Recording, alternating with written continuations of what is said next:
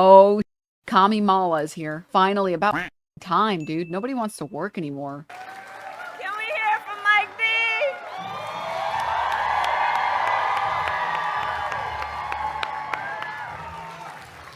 Hello, family and friends. Yes. Oh, it's good to be back in North Carolina. Oh, it's good to see everyone. Thank you. Oh, No it's honey good to bunches of see oats? everyone. Hey, lady, where's the Please Folgers? have a seat if you have a seat. Please have a seat. Mike D, I have to tell. So Mike D's barbecue. Let me tell you, one of the biggest fans of Mike D's barbecue. Oh my God. Husband dug him off.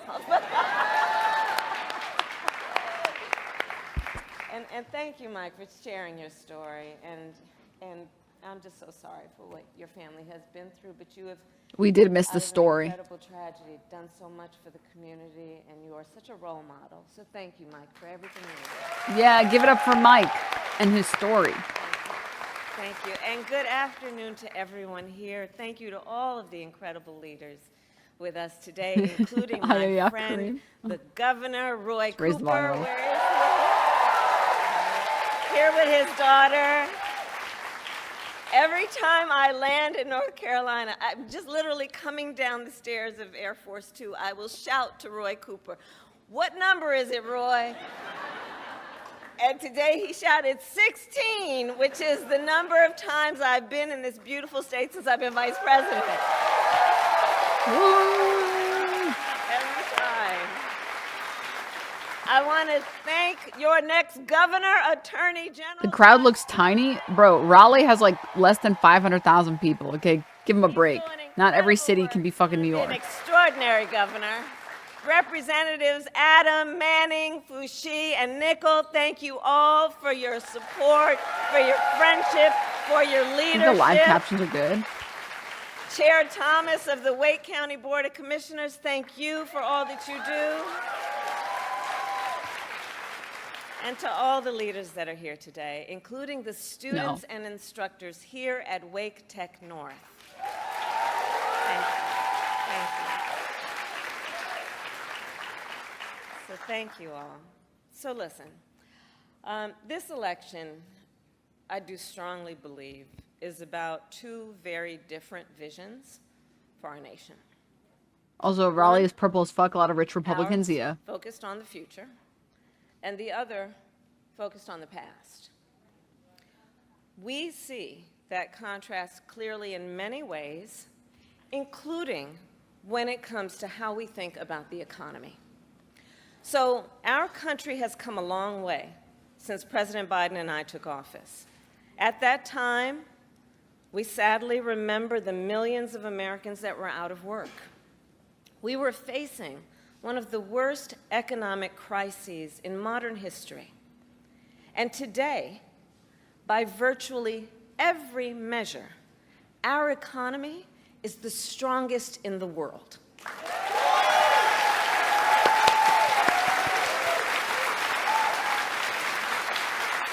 We have created 16 million new jobs. We've made historic investments in infrastructure, in chips manufacturing, in clean energy. And new numbers this week alone show that inflation is down under 3%.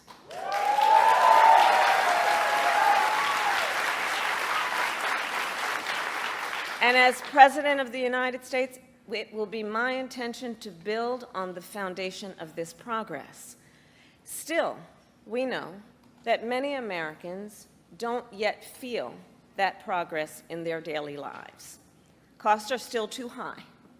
And on a deeper level, for too many people, no matter how much they work, it feels so hard to just be able to get ahead. As president, I will be laser focused on creating opportunities for the middle class that advance their economic security, stability, and dignity.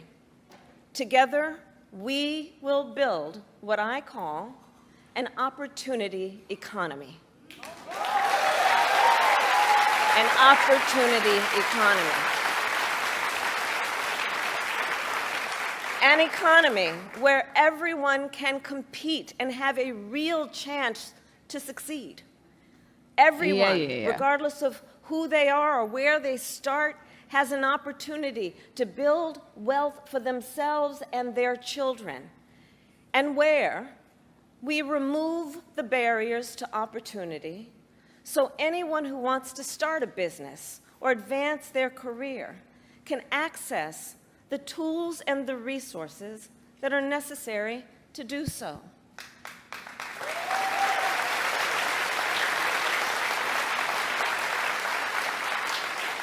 I will focus on cutting needless bureaucracy and unnecessary regulatory red tape, and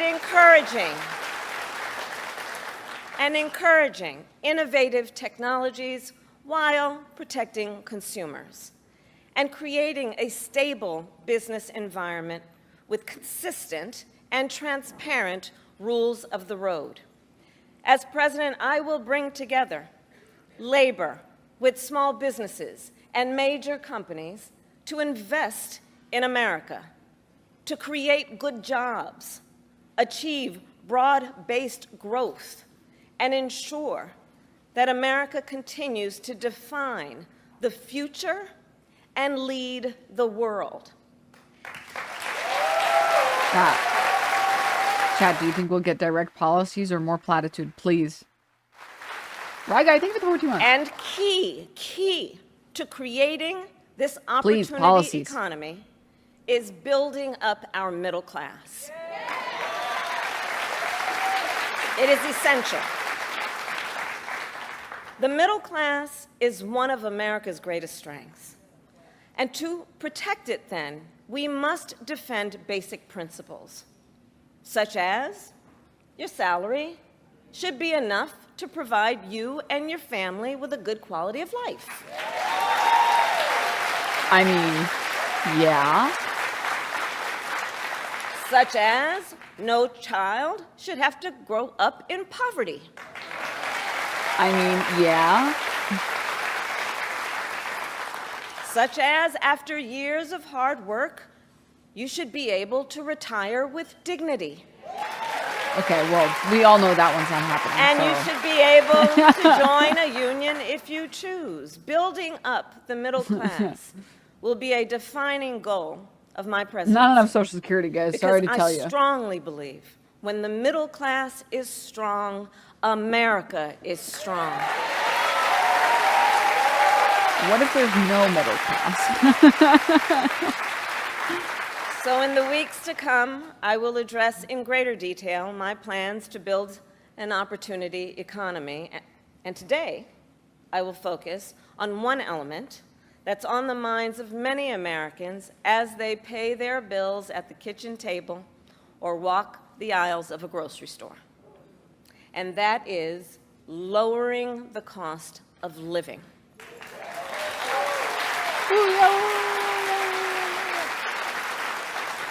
So every day across our nation, families talk about their plans for the future, their ambitions, their aspirations for themselves, for their children. And they talk about how they're going to be able to actually achieve them financially. Because look, the bills add up. Food, rent, gas, back to school clothes, prescription medication. After all that, for many families, there's not much left at the end of the month. I grew up in a middle-class household. For most of my childhood, we were renters. My mother saved for well over a decade to buy a home. I was a teenager when that day finally came, and I can remember so well how excited she was.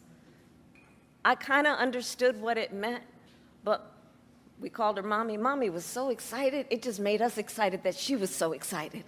Oh no, that's gonna get clipped. Later in college, I worked Mommy at was so McDonald's to earn excited. spending money. Well, some of the people I worked with were raising families on that paycheck. We called her Mommy. They worked second or even third jobs to pay rent and buy food. That only gets harder when the cost of living goes up. When I am elected president, I will make it a top priority to bring down costs and increase economic security for all Americans. As president, I will take on the high costs that matter most to most Americans, Okay. like the cost of food. Okay. We all know that prices went up during the pandemic when the supply chains shut down. Majority Report, thank you for But the our welcome, supply welcome, chains Raiders. have now improved, We're watching Kamala live talking about her economic and policy. prices are still too high. Hi, Raiders. A loaf of bread costs 50% more today than it did before the pandemic. Ground beef is up almost 50%. Many of the big food companies are seeing their highest profits in 2 decades. And while many grocery chains pass along these savings, others still aren't. Look, I know most businesses are creating jobs, contributing to our economy, and playing by the rules. Rogue Stereo, thank you for the But 26 some months. are not. And that's just not right. And we need to take action when that is the case. Clap, guys. Please clap.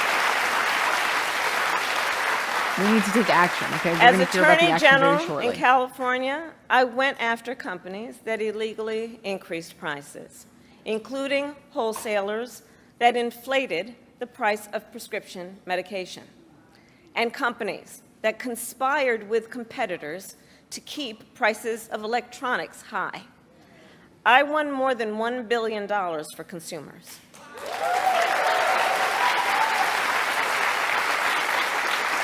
I mean, like, So believe me, as president, I will go after the bad actors. I understand that she has to do, like, for lack of better words, the foreplay for the audience before she gets into any actual policy, but I just want to get the actual policy. Federal ban on price gauging on food. My plan will include new penalties for opportunistic companies that exploit crises and break the rules, and we will support smaller food businesses Price that are gauging? trying to play by the rules and get ahead. So no head? We will help the food industry become more competitive because I believe competition is the lifeblood of our economy. Sorry. More Serious, guys, competition means lower prices for you and your families. Precisely, Alfred, precisely. Now compare what Donald Trump plans to do. He wants to impose what is, in effect, a national sales tax on everyday products and basic necessities that we import from other countries. That will devastate Americans. It will mean higher prices on just about every one of your daily needs. A Trump tax on gas, a Trump tax on food, a Trump tax on clothing, a Trump tax on over-the-counter medication. It would be so funny if she said a Trump tax on tax. And you know, economists have done the math. Donald Trump's plan would cost a typical family $3,900 a year. At this moment, when everyday prices are too high, he will make them even higher. As president, I'll take on the issue of the cost of health care. As Attorney General, I took on insurance companies and Big Pharma and got them to lower their prices. And together with President Biden, we've gone even further. We capped the price of insulin at $35 a month, and the total cost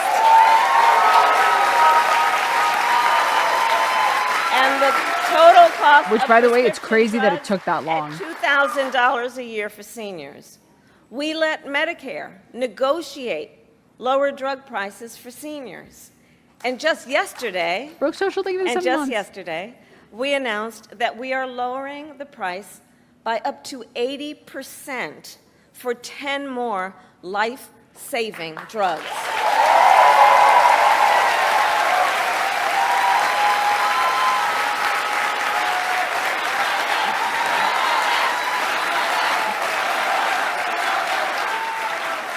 And I pledge to continue this progress. I'll lower the cost of insulin and prescription drugs for everyone with your support, not only our seniors.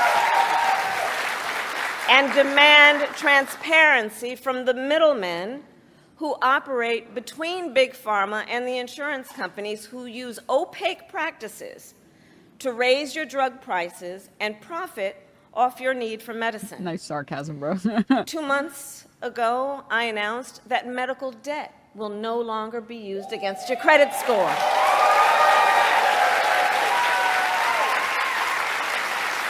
Which is actually fucking And also I will crazy work that it wasn't as already in president place. with states like here in North Carolina, Roy Cooper, thank you again, to cancel medical debt for more and more, millions more Americans.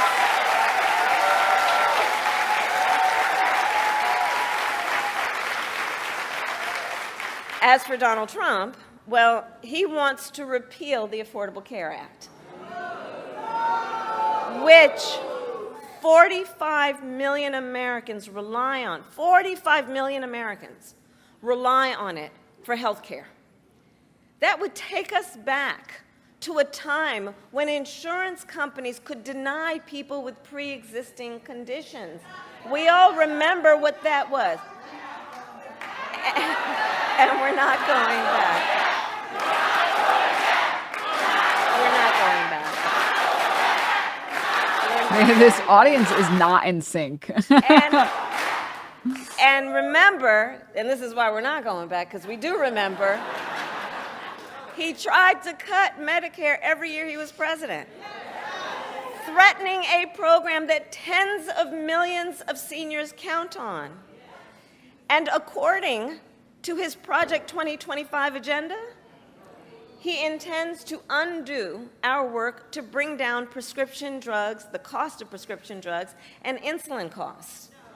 Well, we've come too far to let that happen.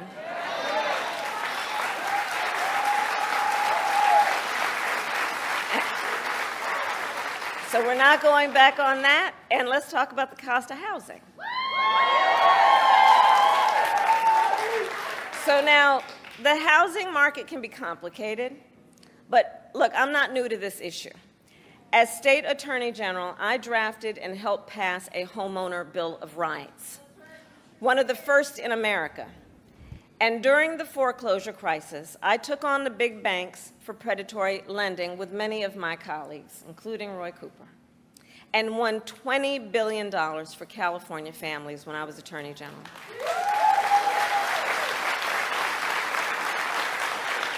So I know how to fight for people who are being exploited in the housing market. I'm the one. And I know what. This is like the one category where I'm very skeptical because she thinks the way to solve rent prices is to build more housing, and that is not the problem. It's so much more than that. It's more than a house. It's a Home home. ownership and what that means, it's a symbol of the pride that comes with hard work.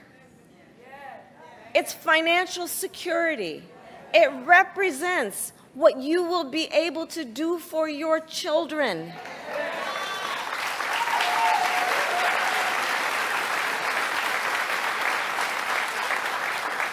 And sadly, right now, it is out of reach for far too many American families. There's a serious housing shortage. In many places, it's too difficult to build, and it's driving prices up. As president, I will work in partnership with industry to build the housing we need, not the problem. both to rent and to buy. We will take down barriers and cut red tape, including at the state and local levels. The problem is being outpriced and also zoning laws. And by the end of my first term, we will end America's housing shortage by building 3 million new homes and rentals that are affordable for the middle class. And we will do that together. We will do that together. And we will make sure those homes actually go to working and middle-class Americans,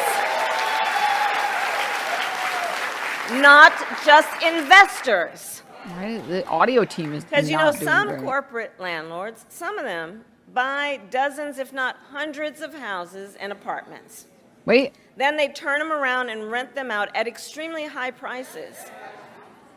And it can make it impossible then for regular people to be able to buy or even rent a home. Some corporate landlords collude with each other to set artificially how could they do high that? rental prices, developer lobbyists just often came. using algorithms in price-fixing software to do it.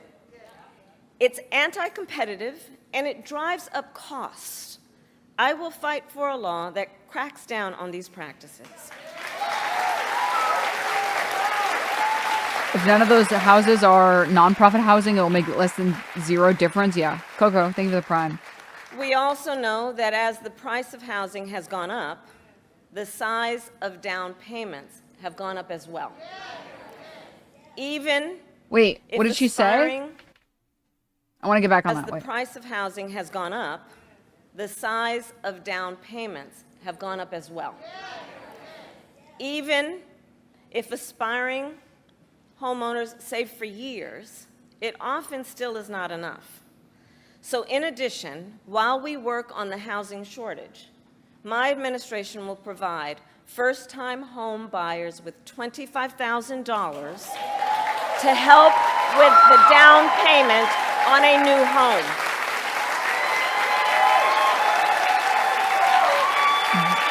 Depending on where you live, that's actually huge. can do Wait, this. what? We can do this.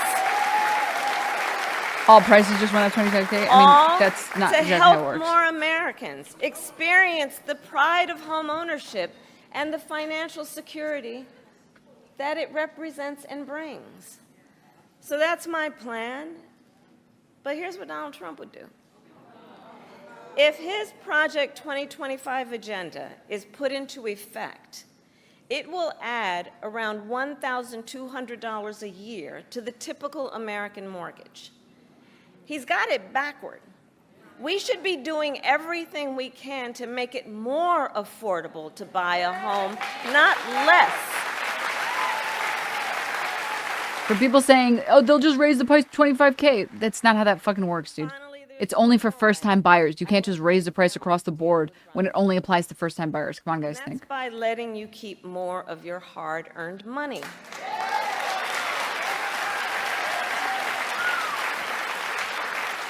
Under my plan, more than 100 million Americans will get a tax cut. Sellers also And we don't know will if you're a do first-time this buyer either. Yeah. by restoring 2 tax cuts designed to help middle-class and working Americans.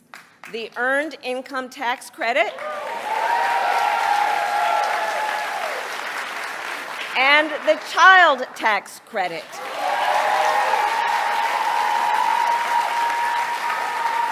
Through which millions of Americans with children got to keep more of their hard-earned income. We know this works and has a direct impact on so many issues, including child poverty. We know it works. So as president, I'll not only restore that tax cut, but expand it. We will provide $6,000 in tax relief to families during the first year of a child's life. Now think what that means. That's actually Think crazy. what that means. That is a vital, vital year of critical This is development actually of a huge. child. And the cost can really add up, especially for young parents who need to buy diapers and clothes and a car seat and so much else. And we will do this while reducing the deficit. Compare my plan with what Donald Trump intends to do. He plans to give billionaires massive tax cuts year after year. And he plans to cut corporate taxes by over $1 trillion, even as they pull in record profits. And that's on top of the $2 trillion tax cut he already signed into law when he was president, which, by the way, overwhelmingly went to the wealthiest Americans and corporations and exploded the national deficit. You know, I think that if you want to know who someone cares about, look who they fight for. Look who they fight for.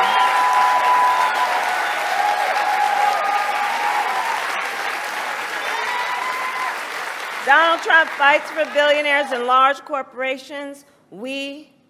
I will fight to give money back to working and middle-class Americans. I mean, she's working that speech, bro. So She's I'll end working with that this. crowd. 2 days ago, Donald Trump was here in North Carolina. He said he was going to talk about the economy. I think you all watched. You know what I'm about to say. But he offered no serious plans to reduce costs for middle-class families. It's time. No it's time plan for the to expand access to housing or health care. And that, actually, I think for most of us, was not surprising. Because we already know his plans. We know the Project 2025 agenda. So there's a choice in this election. Donald Trump's plans to devastate the middle class, punish working people, and make the cost of living go up for millions of Americans. And on the other hand, when I'm elected president, what we will do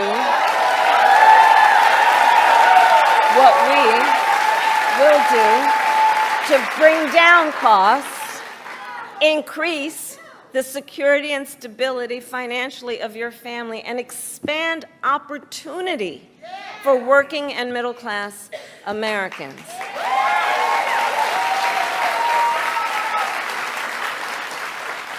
So now is the time to chart a new way forward.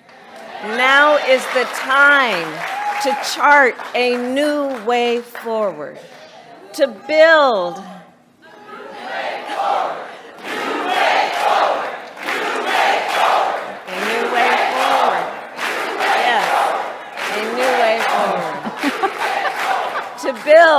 to build an America The way that she's where talking. everyone's work is rewarded and talents are valued, where we work with labor and business to strengthen the American economy, and where everyone has the opportunity not just to get by, but to get ahead. So I thank you, North Carolina. We're going to get this done. And with your help, God bless you. Ah. Bless the United States of America. God bless you. Except for homeless people, you didn't know. You didn't know that? Democrats hate homeless people. I don't even know why you're talking about them. Gavin Newsom just made it, well, not illegal, but he's literally throwing tons of encampments out the garbage. Or into the garbage. Come on, we all knew that. We all knew that everybody hates homeless people. Duh.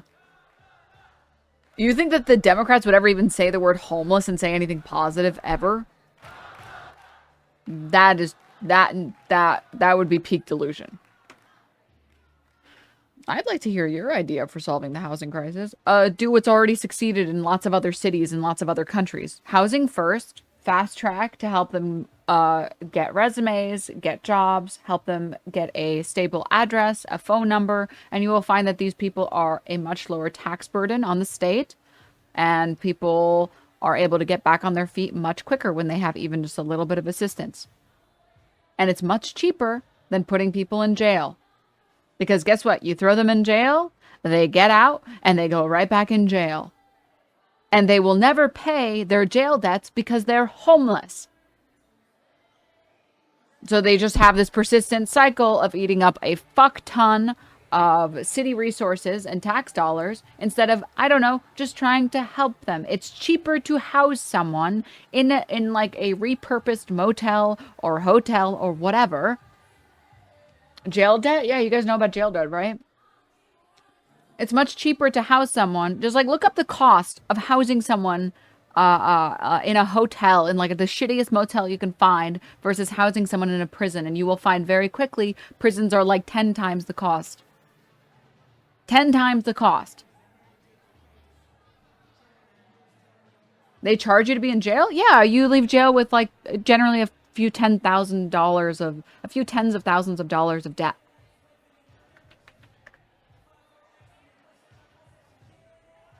How common is thinking of, wait, no, not this one.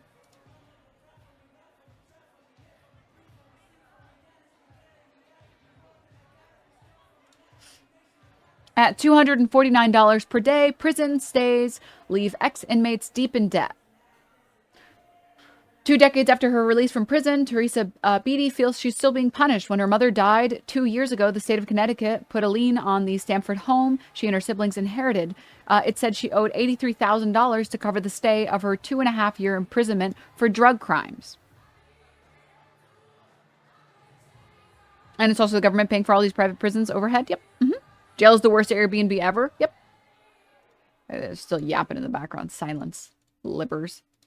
Now she's afraid she'll have to sell her home at 51 years, where she lives with her 2 adult children, grandchild, and her disabled brother. I'm about to be homeless, said Beatty, 58, who in March became the lead plaintiff in a lawsuit challenging the state that charges prisoners $249 a day for the cost of their incarceration. I just don't think it's right because I feel like I already paid my debt to society. I don't think it's fair for me to be paying twice.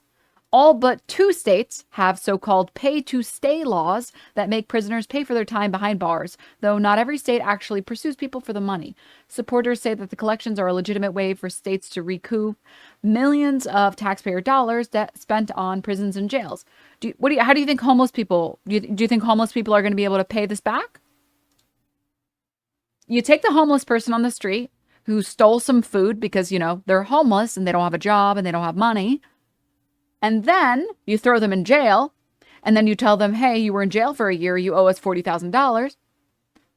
And then they, steal because they're still homeless, and now they have a felony, so they definitely can't get a job now. And then you put them in jail again because they can't pay their debt. And then they just do that over and over again until the homeless person dies. Alternatively, how about this? Someone becomes homeless, we give them housing first, we help them get back on their feet, we pay a fraction of what it would cost to take care of them for the rest of their lives. It's also the more humane thing to do, but if you don't care about humanity and people suffering and you only care about money, weird, but self-report, but if that's what you care about, you take those people in, give them housing immediately, give them safe food, safe water, a door that they can lock, and you help them get back on their feet. You help organize, you get social workers that help organize resumes for them, suits for them, phone numbers, stable addresses, because you can't apply to places unless you have an address that you live at. For a lot of places, you can't receive mail, and so on and so forth. And you help line up some applications for them and help them get a job. And help them sign for a lease. Tyrell, thank you so much for the Prime. Thank you. And it is significantly cheaper and more humane to do that.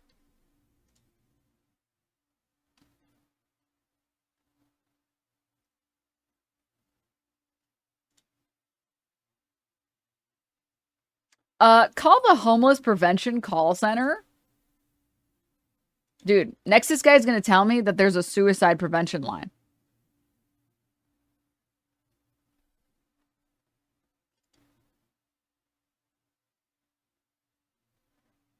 Let me guess. Crimes can't happen because it's against the law? How? Of course. Of course. Obviously. Oh my goodness. Oh my goodness. Is a razor chair good though? Low-key, it actually kind of is. Low-key, it actually is. To be fair, they did give me this chair for free, and free always feels good, but like, low-key, I do like it.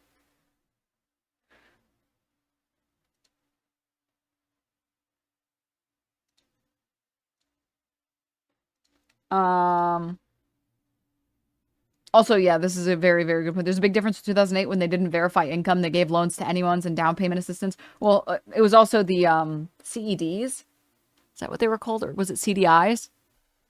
They were running a scam. That's why, right? Like my razor chair more than my secret lab and more than any other razor peripheral. Wait a minute. CDOs. Thank you. Thank you.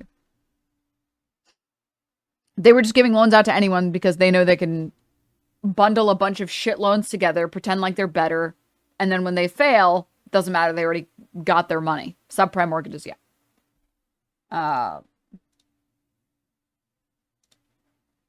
So it was always designed to fail, but yeah. Also, on the topic of like building new homes, there are currently 15 million empty homes. Homeless population. There are currently 15 million empty homes in the United States, and there are currently 580,000 homeless people. Building more homes isn't going to help. You could build another million homes. It's not going to help. The problem is not that there aren't enough homes. The problem is that massive conglomerates are sitting on homes and fucking renting them out and Airbnb-ing them out. Or just sitting on them because we think that it's okay to make housing an investment, like a part of your portfolio, that you can just buy houses and sit on them and wait for them to generate revenue for you, which is not great. I mean, I think that a very good strategy is to implement something similar to what Vancouver has, which is a vacancy tax. Basically, if you own any properties that have vacancies, renting or otherwise, Vancouver's a mess. Oh my God. Oh my God. Wow. Do you have any more talking points for me really quick? Let me guess. Woke liberal pronoun. So a vacancy tax, unfortunately, it seems like the evidence suggests that the vacancy tax doesn't decrease prices. And if rent is at $2,000, vacancy tax gets implemented. Next year, it'll still be about $2,000, right? Or maybe like plus whatever rising charges. It didn't actually lessen it. However, what it did show was that they generated millions of dollars in revenue, in tax revenue, against shitty landlords that sit on fucking properties. You know what we could do with that fucking tax revenue? That's free revenue from the state, from landlords. We can immediately give that to homeless people. That's literally taking money away from the leeches of society and putting it somewhere that's worth putting. Vancouver's housing market is a disaster. Yeah, okay, so let's remove policies that are helping.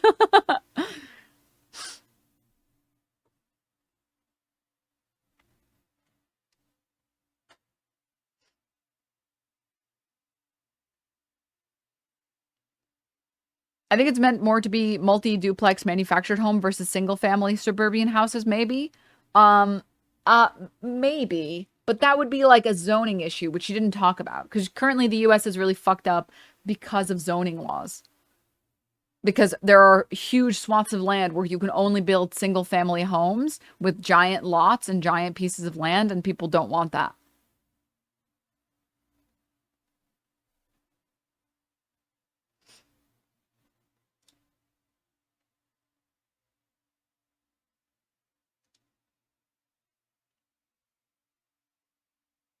Yeah. I always love the people that are like, hey, this city isn't doing so well. If it doesn't solve the problem entirely, why would we bother doing anything to make it better? Yeah. Yeah. Yeah.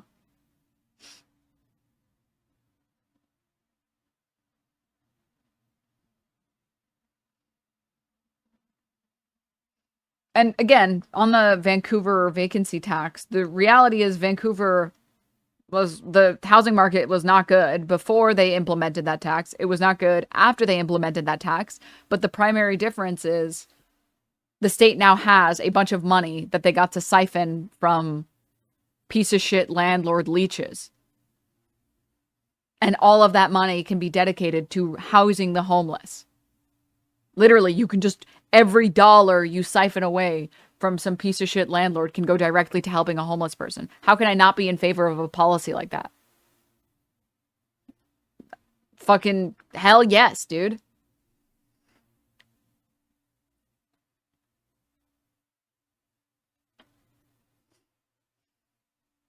Add skate park now. Yeah, that was a good emote, dude. That was a good emote.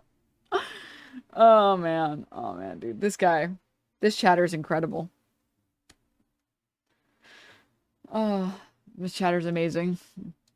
I'm glad though, like I have landlords that are fans of my stream. That they're like, ah, oh, I love stealing money from people, but like I want to watch this stream and she's being so mean to me, but I want to watch this fucking stream. Oh, fuck. Darn it.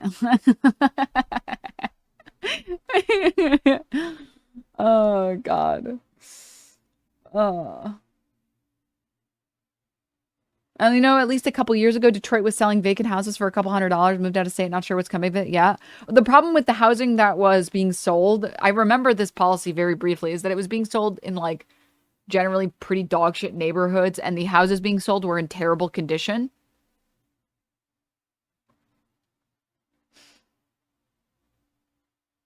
So, yeah. Yeah.